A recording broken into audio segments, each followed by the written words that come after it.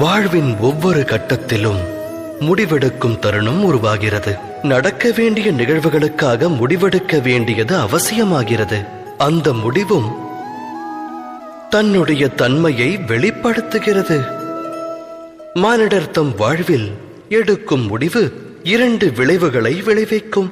நன்மையையும் உருவாக்கும், அது தீமையையும் வாரி வழங்கும். அது வேறொருக்கும் சக்தி படைத்தது.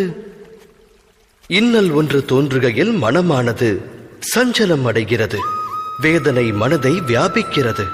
முடிவெடுக்க வேண்டிய தருணம் யுத்தமாகிறது. மனித மனமானது யுத்த பூமியாய் மாறுகிறது. இக்கட்டான சூழலை போக்கும் உபாயத்தை மானிடர் தேடுவதில்லை. மனதினை சாந்தப்படுத்துவதற்கே அவர்கள் முயல்கின்றனர்.